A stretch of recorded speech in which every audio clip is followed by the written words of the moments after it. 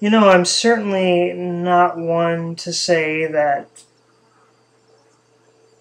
ethnic phobias or racism don't exist in today's world. I'm not that naive, but I will admit that a lot of times when I see the term racist thrown about in articles, I don't take as much stock in it as we probably would in the past, because a lot of times, just like the word misogyny and patriarchy, that word can be overused in instances where it very clearly isn't.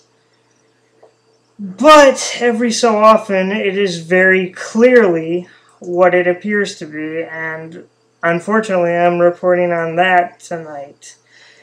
There's a story blowing up about a ninth grade boy from Irving, Texas, named Ahmed Mohammed, who decided he wanted to impress his engineering teacher one day and show what he could do. So the night before, he built a digital clock, which seemed like a small project to him. He brought it in and showed his teacher. His teacher warned him not to show it to any of the other teachers, and given what happens next, it's easy to see why. Later on in English class, his clock apparently beeped, and the English teacher asked to know what it was. He showed the clock to the teacher, the digital clock, and the teacher said it looks like a bomb. Of course, Ahmed said that it was not a bomb, but she decided to keep it and take it to the principal. Not long after, the police were called in, where the boy was interrogated for a while and then taken off in handcuffs to the local jail. He was not allowed to call his parents until after his interrogation was over. At this point, the boy was released, and the police report officially says it was a, quote, hoax bomb, and that there's no evidence to believe that there was any malice or wrongdoing planned. The boy was suspended for 3 days. Wow, I've known that there can be racism out there. I've known a lot of stories from Texas to be incredibly stupid, but this truly takes the cake. Where do I begin? First of all, I've seen pictures of this clock, and you can see it in the article as well as in other articles online. I'll leave a link to the story in the description. This very clearly looks like a clock, and the Irving police chief mentions in the article, it's very clear that we don't know what was inside this thing at the time. We don't know what could have been in it. First of all, if there was any kind of bomb in there, I'm pretty sure it wouldn't look like an enclosed clock. It may have been misshapen, or it may have been opened a little bit. There probably would have been ways to tell. If it wasn't operating like a clock, then yes, you could be probably suspicious that it was a clock. Secondly, immediately after this teacher brought the clock to the principal, they called the police. Wouldn't you think that they might want to get a few other opinions on what this clock may have, quote-unquote, looked like before immediately calling the police? Maybe bringing the engineering teacher in, you know, the guy who's trained to look at devices to see if this looked like it may have been a potentially dangerous device. Who gets threatened by a clock? That's complete crap. And there have been other articles linked to this article that say it's only, and his father even says later in the article that it's because his name is Muhammad.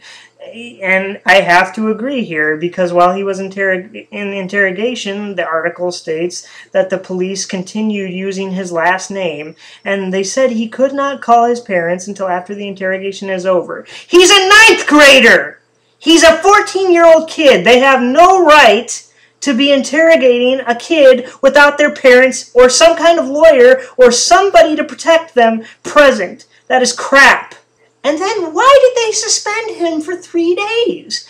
He was let go after saying that he did nothing wrong. They said there was no evidence of malpractice. What is he suspended for? What rule did he break? Bringing a clock to school? Where is that in the frickin' rule book? What was his suspension for? They never mentioned this in the article, but I am sure as hell curious now.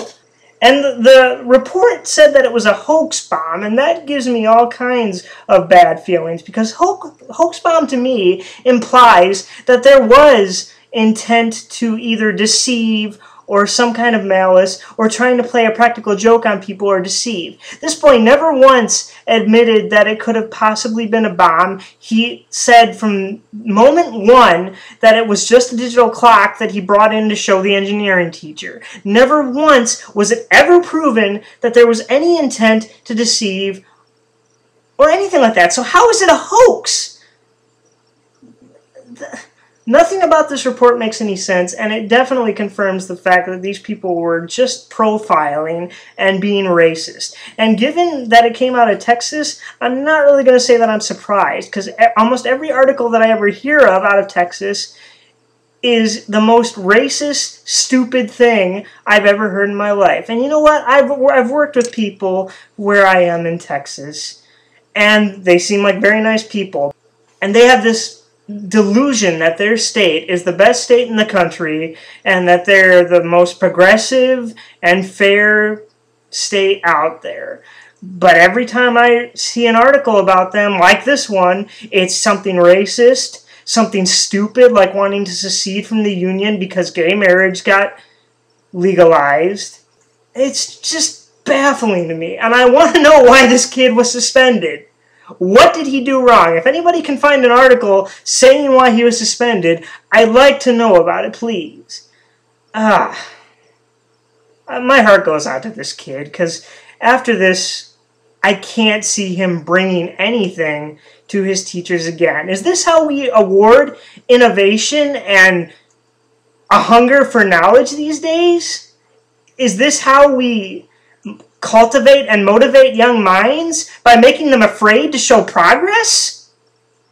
It's a shame. It really is, and I hope he goes on to do great things. The article says that he wants to go to MIT. It sounds like he very much has the intelligence to do so, and shame on these teachers, shame on this administration. I'm betting this has to do both with racial profiling as well as, quote, zero tolerance policies, which never work and are ridiculous and should be stopped, because it never allows for any nuance. It never allows for any teacher or person to look at the details of a situation and see if it actually warrants this kind of response. And it never warranted this kind of response. I'm just going to stop now before I break my mic. Thank you, everybody. Please make sure to rate, comment, favorite, and subscribe. See my YouTube channel and my Facebook channel at facebook.com/differentlyabledadvocates. Until next time, have a good one.